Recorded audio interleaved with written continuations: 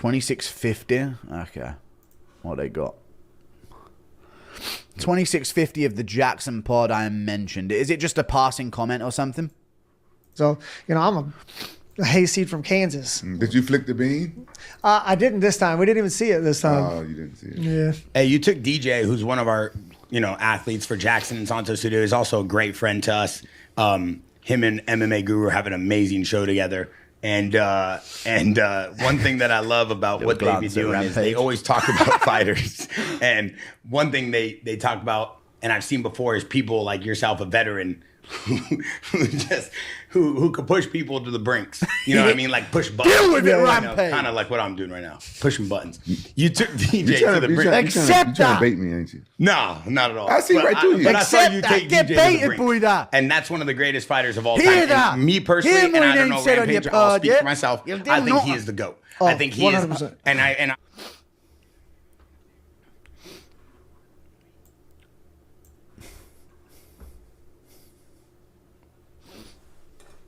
I will leave. I think that's all it is, right?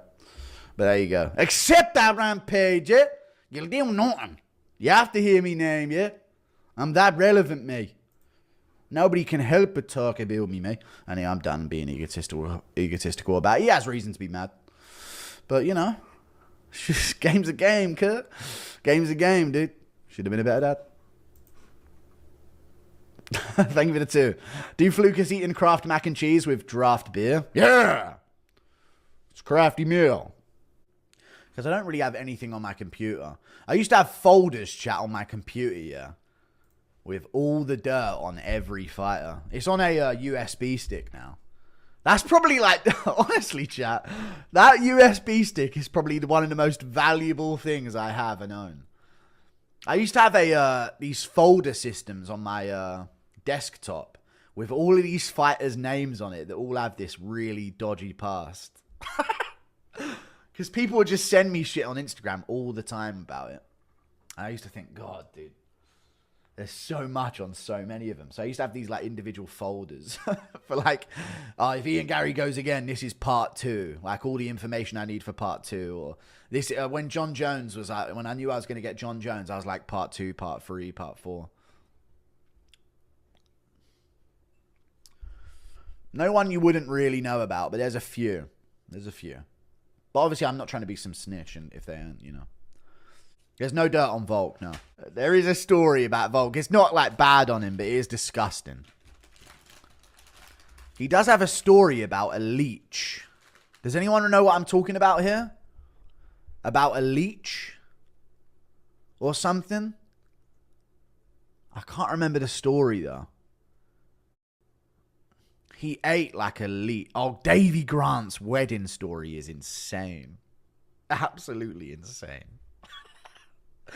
I rate him for that. I don't rate him for that, but it is so funny. It is so funny. Do you guys want to hear about the Davy Grant wedding story? The Grant one's wild. It is. And he told it as well. It's such a funny story, but it's insane. He's lucky it's his wife. So, chat. On Davy Grant's own wedding or something. Or I think was it his wedding? Or was it one of his friends and him and his wife were there? I can't remember what it was. Otis, what was it? His wedding? I think it was his wedding, right?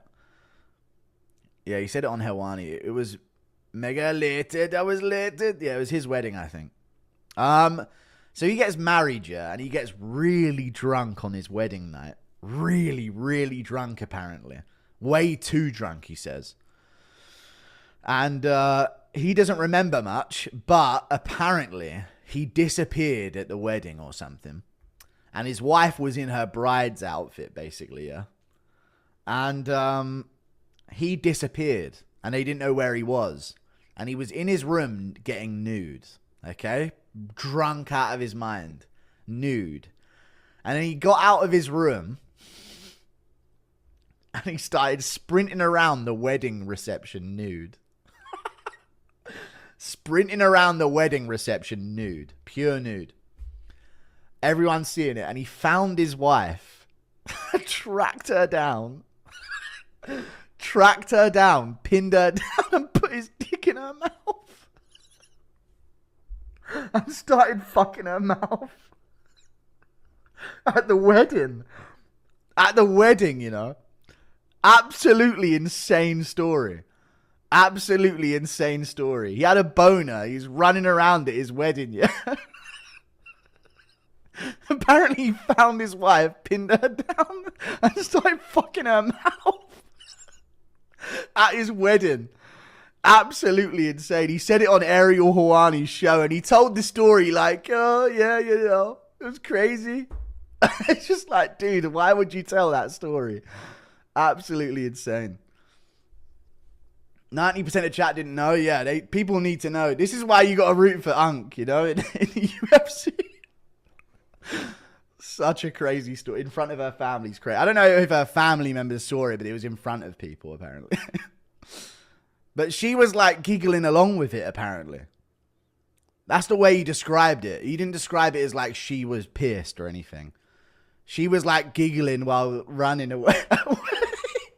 She was like giggling while running away from him while he was nude.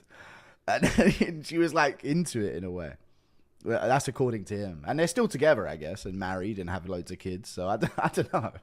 I don't know. But there you go. That's that. Now, genuinely, why would he do that? I have no idea, but that's what took over him on his wedding day. That's true love, I guess, chap.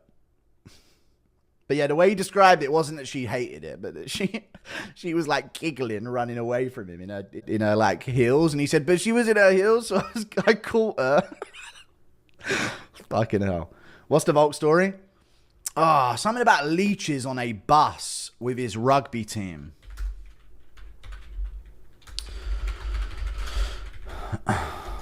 Leech story.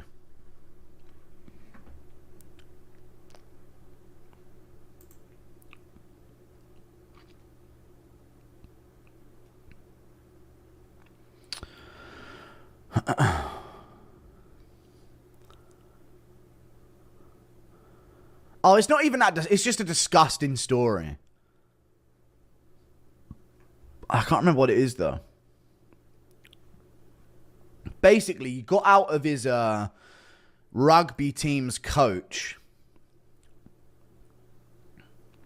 And he got out of his rugby team's coach. They were all drinking on the coach, and he needed a piss. And he went through these bushes to go for a piss. And he had these leeches, like giant blood leeches on his feet. Yeah? And they were sucking the blood out of his feet, and he didn't even realize until he got back on the coach. He got on the coach, yeah, he was drunk. He ripped the leech off of his foot, yeah, and ate it. Straight up, without killing it. Ripped the leech off of his foot and swallowed it whole. He could have genuinely died from like a leech being inside him. Insane. Absolutely insane. And he had another story, yeah, about this teammate of his that could piss in his own mouth. He called it the bubbler or something like that. So he had this teammate of his that used to be able to like aim while stood up, aim and like piss into his own mouth. The bubbler. And he used to like be able to go down and like, he said, sip from it like a water fountain or something like that. Like a bunch of wild stories that he has. A lot of fighters have wild stories, man. Most normal Aussie, yeah. Aussie rugby lads are actually rank. He was saying that in the whole interview. I remember he was saying how disgusting everyone is. Can you tell the story of Nefias Frederick attempting to paralyze? That is one of the funniest moments. Chat don't care about that. Attempting to paralyze James Webb.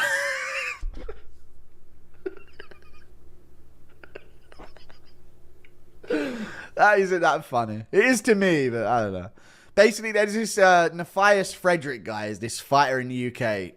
He's as close to Down syndrome as you can get without having it. Right? And arguing with Goddard, yeah. He's as close to Down syndrome as you can get without having it. What's he got wrong with him, Otis? He's got something wrong with him, basically. Yeah? He was a fighter in the UK. He was like a 38-year-old or something, black guy. And he would beat like 24-year-old prospects, basically. He was some fucking freak, basically. And James Webb was this UK fighter. And he tombstone pile drivered him in the cage. They were in like a grappling position, and he got him. he got him in a tombstone pile driver position. Yeah, like legs in the air like this, and holding him by his waist, and just went bang on his head, and nearly paralyzed him. Basically, it was so bad, and he was arguing with the ref about what was wrong with it or something. It was so bad. It was like every time he fought, you were like, oh, God, dude, how's he going to mess up this time? And he fucking tombstone pile drivered this fighter on his fucking head. Like, spiked him on his head with that position. Legs kicking in the air. Legs kicking in the air. Fucking insane.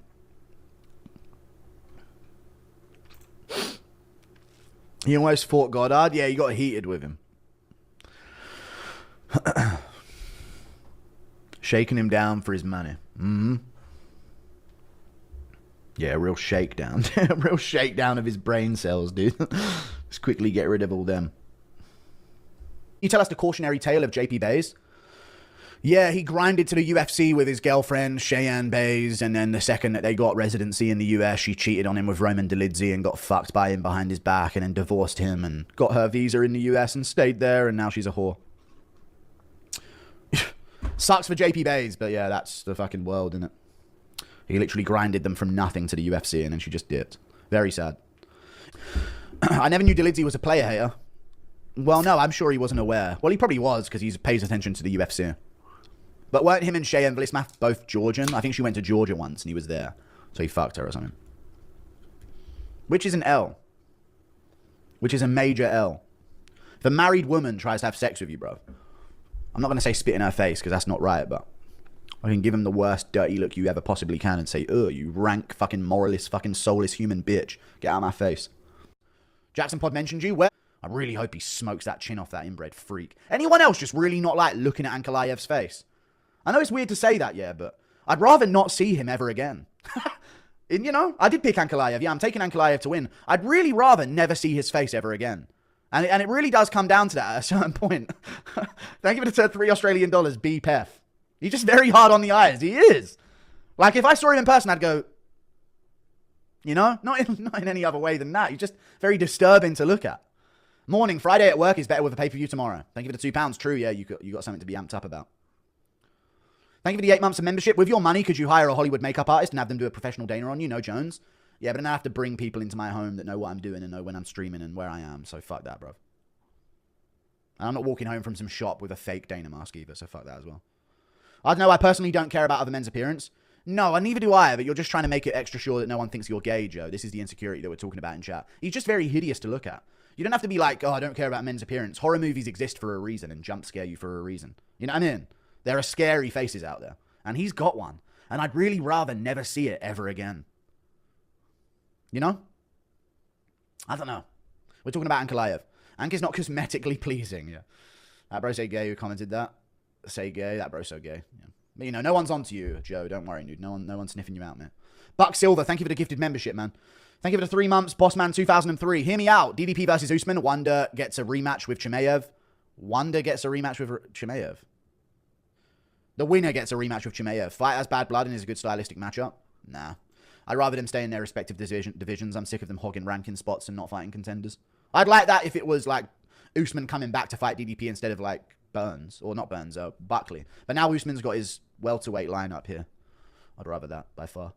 I'm staring at his face right now and I'm in physical pain. Okay. I got work in 6 hours for 12 hours and work Saturday. Hopefully be off of the main card. What are you doing now, Tosh? You still doing the boating thing? That's what you were doing before, right? You were on a boat or some shit? Ankalaev looks like a bird. He does look like a bird. He does, yeah. Steel mill. Jesus Christ. Where are you? And you work some really like archaic jobs, you know, like some medieval jobs. No, I'm not boating with the fishermen today. I'm in the steel mill. What's wrong with you? That's such an odd selection of jobs. Prehistoric bird. Ank looks like he's the head orc in Sauron's army. He doesn't look like Gothmog, actually. That's incorrect. Which is the name of the head orc in Sauron's army. But he does look like something out of Where the Wild Things Are. There's also like a Italian brain rot character that he looks like as well. Let me find out which one it is. Not Tung Tung Tung Sahur. That's who he looks like. Hang on a second.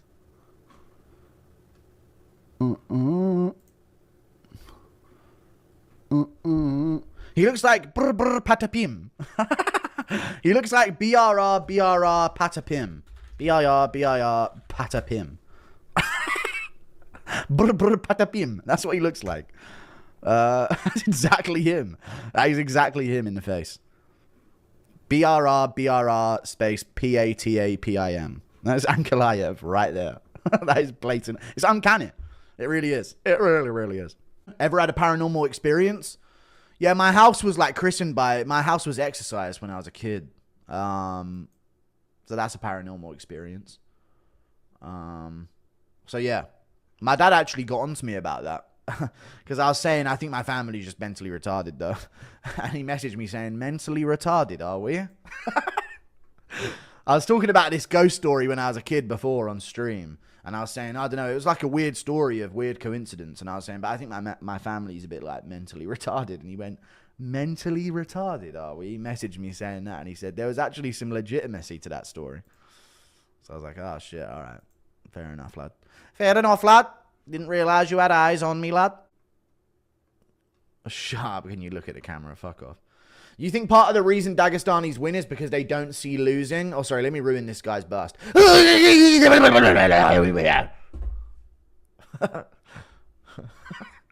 Look in the camera, I'm almost finished. Fuck you, dude.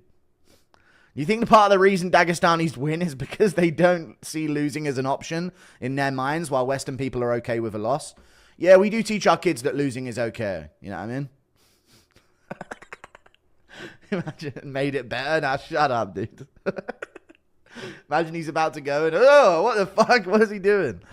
Thank you very much. Go MMA, you say the wrong thing and I can neutralize a source of your income in a snap of the fingers like that.